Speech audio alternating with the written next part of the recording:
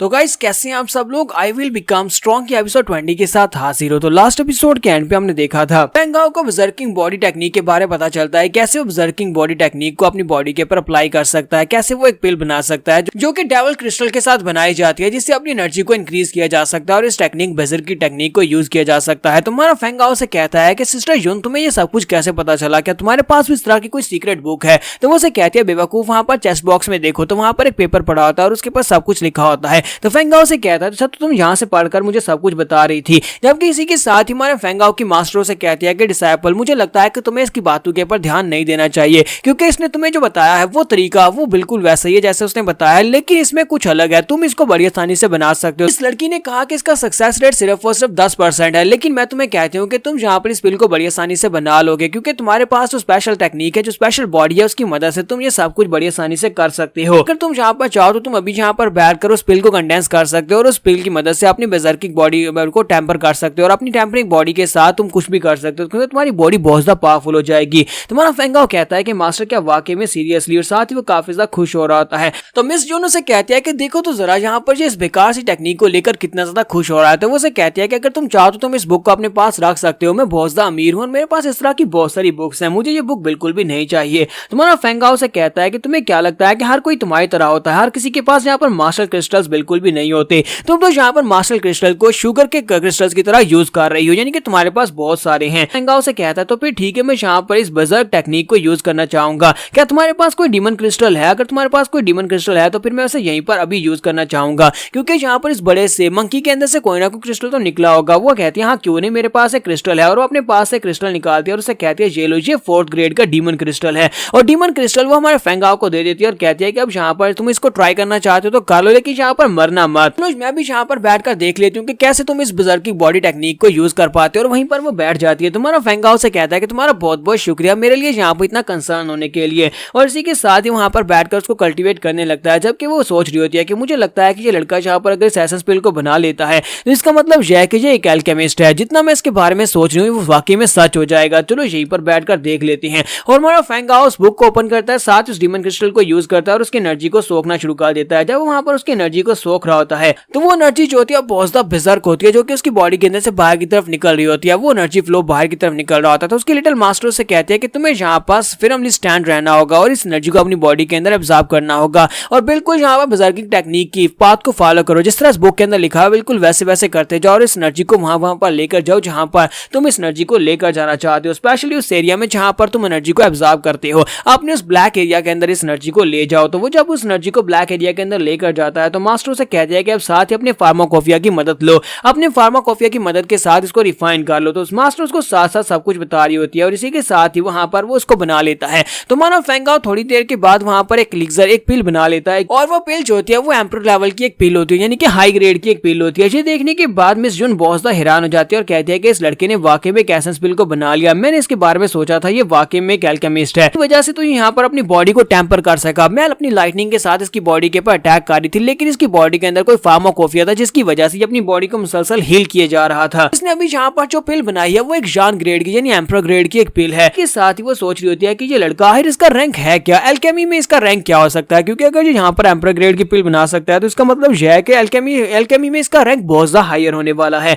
और साथ ही वो पिल जो होती है वहां पर टूटना शुरू हो जाती है। तो मिस जून कहती है कि ये पिल टूट क्यों रही है? तो वो पिल टूटने के बाद दोबारा से वहां पर बनना शुरू हो जाती है। तो इस बात से वो और भी हैरान होती है और कहती है कि ऐसा नहीं हो सकता, ये लड़का तो अभी भी यहाँ पर ब्रेक थ्रू करने के बाद प्रैक्टिशनर राम में पहुंचा है, अब ये पिल टूटकर यहाँ पर एम्पर ग्रेड से सुप्रीम राम में पहुंच रही है। इसका मतलब यह है कि ये एम्पर से भी हायर ग्रेड में पहुंच रही है। अगर वाकई में यहाँ पर एक सुप्रीम ग्रेड की पिल बना सकता है तो उसका मतलब यह है कि इसके एल्केमी के स्किल जो है वो एल्केमिस्ट सेंट के लेवल के बराबर हैं। हमारा फैंग हाओ वहां पर उस पिल को कंडेंस कर रहा होता है। इसी के साथ ही बाहर का सीन दिखाते हैं कि बॉस अपने गुंडू को लेकर वहां पर पहुंच जाता है। तो वो लोग कहते हैं कि हम लोग इस जगह पर पहुंच आए, यहीं पर वो खजाना है, क्योंकि मुझे यहाँ पर से खुशबू आ रही है, मुझे यहाँ पर महसूस हो रहा है कि कुछ गद्दार यहाँ पर अंदर छुपे हुए हैं, चलो जल्दी से अंदर चलते हैं। वो अपने साथियों को लेकर अंदर की तरफ आ जाता है, जबकि दूसरी तरफ से हमारा फैंग हाओ अभी भी अपनी आंखें बंद करके बैठा होता है और उस पिल को बना रहा होता है, क्योंकि उस पिल को कंडेंस होने में भी काफी ज्यादा टाइम लगने वाला है। जबकि वो सारे गुंडे अंदर आ जाते हैं। अंदर आने के बाद एक गुंडा कहता है कि मुझे लगता है कि वो लोग तो यहाँ से भागकर चले गए होंगे, उन्हें खजाना मिल गया और अगर वो लोग यहाँ से चले गए होंगे।